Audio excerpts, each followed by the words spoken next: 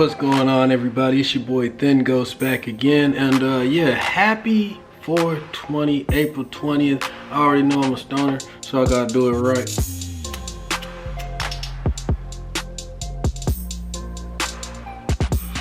Hope y'all having a good 420 out there. If you smoke, don't smoke.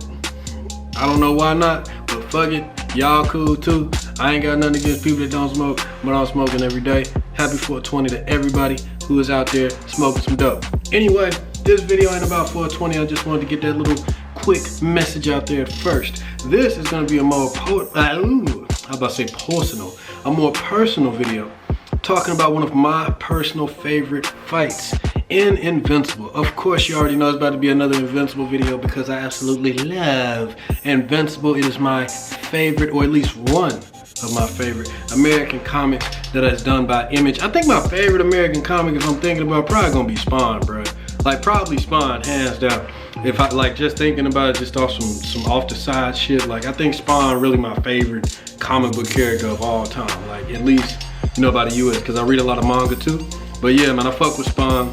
But Invincible, whoo, pretty close runner-up, easily in the top 5. And today I want to talk about one of my favorite fights from Invincible. Now I made a video previously talking about the top 5 fights in Invincible Part 1, and I am going to make a Part 2, but this is kind of like a little middle tiny video before I get to the Part 2, counting down another 5. But I wanted to elaborate more on one fight that I mentioned briefly in my top 5 video, the first one. And I just wanted to make a whole video kind of like breaking down that fight a little bit and talking about why it is so awesome. Now, that fight in itself has 2 parts as well. So I'm gonna talk about both parts here in this video. And that is the fight that Mark Grayson Invincible has against Conquest. Now that is an amazing, amazing arc slash fight. Now, the Conquest fight, I'm trying to think. I think that happened around like the 30s or the 40s. I'm not sure. I'm trying to remember exactly what issue that was, because I got both compendiums. So I'm trying to see. Because, no, it's in the 50s. It's in the next one. Because the first compendium of Invincible has the first, I think, 50 issues or like 49. And then the second one has like the next 50. And it's in that second compendium, so it's in the 50s. But anyway, so pretty much after Invincible, one of his biggest events that he had in the series, the Invincible War, which was like a major crossover event, would have like people like Sarah Pazian from Witchblade, Spawn, who I just talked about earlier, the people from Young Bloods, Jackie Estacado from The Darkness. You had all these characters from Image joining together to fight against multiple versions of Mark Grayson, because his arch nemesis, Angstrom Levi, he's this villain who has the abilities to open up various different portals to different dimensions. And he has a huge brain just to coincide with the knowledge that he has. But what's crazy about that is that, you know, just quick little side story about Angstrom Levi. The reason why his head is so big and the reason why he is so smart and he has like so much knowledge is because in a previous issue, he literally got the Mauler twins to combine so many of the different versions of himself from different dimensions, because he had been planning this for a while. So he had got all of the different versions of himself in one world, you know, the world where Invincible takes place. And he got the Mauler twins together, since they're very good scientists and they're good at, you know what I'm saying, making clones and genetic material. You know, they're used to that stuff. So he got the Mauler twins to pretty much try to come up with a machine that could get all of the experiences and knowledge from the different and various dimensions and join them inside of one Angstrom Levi, which I think is a brilliant idea, because it means that Angstrom Levi is not going to, he's going to have a lot of information, pretty much all the information that he needs about every dimension and every world, so he won't really have to, he'll know a lot of shit. You know what I'm saying? So it's definitely an advantage, but it didn't work out the way that he wanted it to, because unfortunately Mark Grayson stopped the process while it was in the middle of it. So even though I think it was successful and it worked, it left him horribly disfigured, and he has a huge head, he's fucked up, and he blames Mark for it, and he vows revenge. So that's just a quick little backstory of Angstrom Levi and why he wants to kill Mark Grayson so much. I mean, if you see how ugly this dude is, I mean, I gotta understand why you want to catch fade with Mark too. But to take it to the level that he does, I do think that's a little over the top. I mean, yeah, the guy disfigured, yeah, but I don't know. I mean, he probably lost his mind once he got all them people in his head like that. That's probably what made him want to do all the crazy over-the-top shit way past just killing Mark. I mean, bruh, like, to invade, like, to fucking send an army of Invincibles and like alternate Mark Graysons on one planet all because you don't like him? Like, bro, that gotta be a feud that surpasses like the levels of that's a big ass feud right there. Like, you know, I would have just been like, hey, bro, I got a lot of knowledge. Let me catch fade with you, beat that ass. You know, if you alive afterwards, it's cool. If not, you fuck it, bro. We can just go smoke a blunt. You know, we can work it out. I got hella power now. You know what I'm saying? So I don't know, bro. But anyway, I like Angstrom Levi as a villain. I just feel like he take it a little too far sometimes, man. Cause you know, and it's more than once that he try to catch fade with Mark and he do some crazy fucked up shit just for no reason, bro, unnecessary. But anyway, so yeah, he sends this army of Invincibles towards you know, Earth and everything, and all these heroes got to team up and fight him, and it's a great issue. I love that whole arc, and it has beautiful splash pages doing some of these fights. Hold on, give me one second.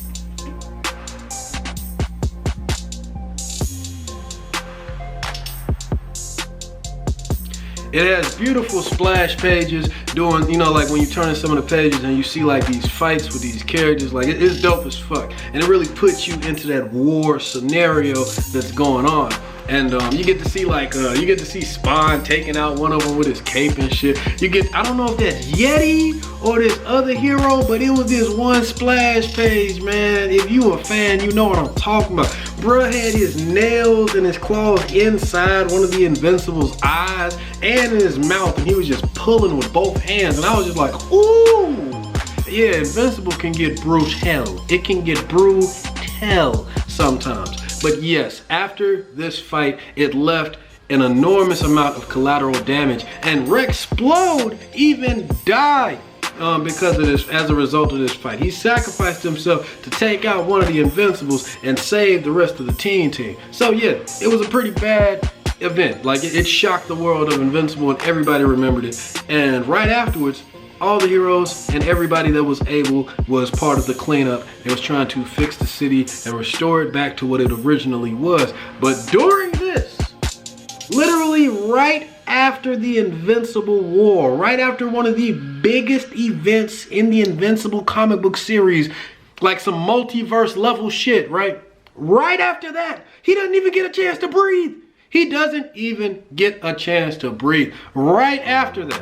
I cannot stress that enough, bro. Right after. Did I mention it was right after? So anyway, when he's cleaning up, trying to straighten some shit out after that fight, Conquest just comes levitating down all cool and chill right in front of Mark Grayson. And he just like, bro, you already know what this is, bro. You already know why I'm here, bro. And Mark just like, seriously, nigga? You gonna come right now, bro? And I love what he told him too. He was just like, oh my God, you couldn't have picked a worse time to come, bro. Like, do you see everything here? Do you see everything here? All of this destruction, death, and chaos around you, this is a direct result of my actions, bruh. I am responsible for all of the damage here. You got any idea how mad I am right now, bruh? All I want to do right now is find something to unleash all my rage and anger on. All I want to do is just punch something and destroy. Like, all I want to do is cut loose on something right now, bro, pretty much. And Conquest just starts smiling. He just like, hell yeah, you already know that's why I'm here, nigga. And then Mark just like, bro, what's up? And they just start screaming and flying towards each other. And they just like, and then they just, bro, the fight is epic as fuck. But these dudes flying, destroying more of the destroyed buildings. Bruh, It's a splash page when Mark, he comes so hard and he punches, because Conquest got a robotic hand, right? He got like a robotic arm. Bro, they come flying at each other from so hard and they collide with their fist. And Mark breaks his robotic arm, but also breaks his arm and his wrist, his forearm in the process. Like it snaps complete. I'm just like, like that's how hard he punched it, bro. And then you got him getting tackled, like getting straight bodied and tackled through buildings and shit. You got Adam Eve, she trying to come and help him out in the fight. She got her damn leg cut off, bro. And then she just, bro, whoo, she got fucked up. I ain't gonna lie, I thought she was dead. Bro. She was like at death's door, got a damn jaw ripped off and shit, cause I think he backhanded her or something. Like, bro, Adam Eve was on death's door. But it's also in this issue that Robert Kirkman reveals that Adam Eve is kind of broken. I ain't gonna lie, she broken as fuck. This chick can rebuild molecules in their base state, bruh. So she rebuilt her skin and broken bones and face and her leg and all that. I was just like, wow, like she is really strong. I did not know she could do that. I know how Robert Kirkman is, and I know how he like killing folks and being raw. So when I first read this, I really thought he killed Adam Eve. I was just about to say, bruh, this is like, man, I was starting to feel like I ain't seen nothing this turned up from Robert Kirkman since issue 49 of The Walking Dead, bro. Like this, like it's still so fucking good though. Just even though he didn't kill Adam Eve, bro, it doesn't take from the fight at all. It's sauce, destruction, just raw, bro. So he break Mark's other arm. He break his other arm, bro. Mark got 2 broken arms now. He got 2 broken arms now, right? And he's still fighting Conquest, bro. Like he tackled this dude, bro. He tackled this dude on the ground. He got no arms. He can't fight with his arms. And Conquest is on the ground. And he on top of Conquest. And I'm just like, don't tell me you're gonna do it. Don't tell me you're gonna do it. Mark started headbutting the fuck out of Conquest, bro, over and over. I'm talking about bing, bing, bing, bing, bing, bing. I'm talking about just over. He do it so much. Man, I wish I could just show y'all what his face looked like afterwards. I might put up a picture from it. I don't know. Maybe it'll get copyrighted. I don't know. But his face at Conquest's face after Invincible got done headbutting it over and over, it turned to jelly. Like his face looked like, it looked like how that damn pie looked in the first American Pie movie after Jim got done humping the shit when his dad left it out in the kitchen. Like that's what, I'm sorry, I made that American Pie reference because my girl just got done watching the 3rd movie. It's fresh on my mind right now. But anyway, yes, bruh, Conquest Fest was leveled from Invincible headbutting it over and over and over and over again. And that's how the fight ended, with Mark covered in blood, his face just bathed in blood, everything. And you know, Eve made it, she healed herself, but you know, Mark had to finish the fade, and this guy finished the fight with 2 broken bones, 2 blacked eyes, busted lip, blood. Like Mark was, he was wrecked. Just look at the cover. I think of part 2 of the arc, man. You'll see how Mark look. He is on his knees, bruh, with his bone hanging out of his arm, his lips all swollen and juicy, his eyes like he can barely see through one of them. I'm gonna put that picture up, man. That might be the thumbnail. But yes, man, Invincible versus Conquest is easily one of the best fights in the series. And the reason why I spent so much time on part 1 is because part 2 is a whole lot quicker, and it's not that many, it's not that many, it is some shit now, don't get me wrong, it's some iconic shit to point out in that fight, but it's not as many just hype moments as it was in the first one, but it was still great. So what happened was, after Mark got done beating Conquest, he thought he killed him. Conquest didn't die though, because Cecil Stedman's stupid ass, Cecil Stedman is the one that's over the Pentagon. He's the one that gives Mark his little headpiece, and he worked close hand in hand with Omni-Man, you know, Invincible's father, Nolan Grayson. And he also works with Mark, you know, in Nolan's absence. And yeah, so bruh, instead of doing what he should have did and blowing Conquest out into space, or I don't know, just making sure he was dead or whatever, or calling Mark as soon as he found out he was still alive, he secretly hid him in an underground base in the Pentagon, literally thinking that he was gonna be able to keep this dude contained. And soon as Conquest woke up and found out he was alive, he just jetted out of the base and just flew out of there. He just got up out of there, and you knew he was gonna come back. So when the Invincible War started in like issue 71, 70, 72, so it was in the early 70s, you got to see Oliver. No, Oliver is Invincible. It's Mark's brother at this point in the story. You have Mark, Oliver, and his father Nolan. They go up in space, bro. They on their way to go meet Alan the alien and the other Vulturemites, you know, in the coalition of planets. They on their way to meet the niggas they supposed to meet up with to get this war started to go against the Vulturemites. But they straight up bump into Conquest on the way, bro. They bump into Conquest and 2 other Vulturemites he brought with him. And Mark just like, bruh, how you still alive, bro? Like, what? No, like he gets shook. He just like, bro, this dude's still alive. But at the same time, he gets so mad. And what I love about Mark is he don't really get like no Zenkai boost. This ain't no Dragon Ball Z. But all his powers are like a muscle. It's like the more he does, the more he, you know what I'm saying, the more he flexes, the stronger he get. And he's still in his infancy when his powers. So the more that he gets, the more he matures, he probably gets more and more stronger. And his father even tells him that there could be a point where he gets stronger than him. You know, and he does by the end of the story. But anyway, he got stronger already in the time that he fought Conquest the first time up till now. So he really doesn't struggle as much while he's fighting. Now, don't get me wrong, it is a struggle. But he wasn't just working as hard as he was in the first fight. You could see that he was clearly outmatched in that first fight. But even though he was outmatched, he persevered because of his pure rage and will to keep going in that fight and making sure that he won. It's a good thing he did too, because if he didn't, honestly, I don't know who else would have been able to stop Conquest. So he beat him in that first fight with just will, persevering, just using that hard head he got, man. But in the second fight, you know, he was matching his blows. He was fighting a whole lot better. He was able to dodge him a lot. It seemed like him and Conquest was on equal footing. But the way he beat him this time, he wasn't bullshit. He just like, fuck this.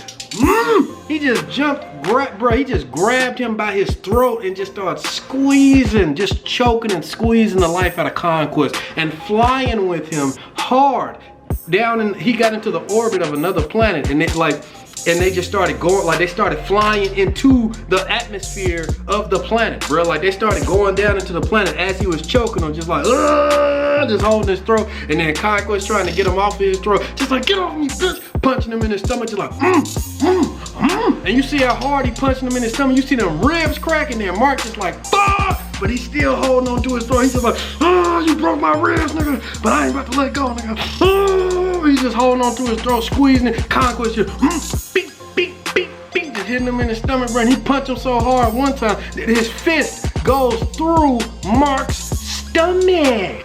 Like he punches through his entire body, bro, and grabs his guts. He grabs he punched through his stomach and grabs his entrails, and he just squeezing them. And Mark just screaming, but he's still holding on to that throat too, bro. And it's at this point where Conquest is dead while they still going down to the planet. But his nerves, bruh, just his nerves is still squeezing on his entrails, and Conquest is gone. And he's still holding on, bruh. And then after he get down to the orbit, you know, he noticed that he killed him. He noticed that he did this time. He made sure this time, bruh. Snapped that neck, let go, and he fell down next to him, just out, just tired and just exhausted and just done. And he was just laying right next to him, with his stomach wide open and his guts hanging out, still being squeezed by Conquest in a beautiful splash page. Conquest is dead at this point, still squeezing his guts. And Mark is standing there, like laying right next to him, just out. And then Oliver and Nolan came down, and he's just like, Dad, help. And that's how the issue ended. And I was just like I really didn't know what to say after I read that. I was just like, bro, this is one of the best fights I done read in a comic, period. Part 1 and part 2 of the Conquest fight, bro. Like, pure sauce. I can't praise it enough. Can't praise it enough, man. So if you have not read Invincible, I highly recommend you check it out. And if you ain't read Invincible, I don't know what the fuck you did watching so much of this video, because if you ain't read Invincible, you do not need to be watching this video. This is like one of the best parts of the entire series, spoiled. So I'm assuming if you're watching this video, you're a fan and you done already read that fight. Let me know what you think about the Conquest fight in the comments, man. Tell me what you think about this video. And if you like it, you know, hit that like button. Didn't like it, hit the dislike button. Just let me know what you think. Hope you're having a good day, night, wherever you are. And until next time, guys, peace.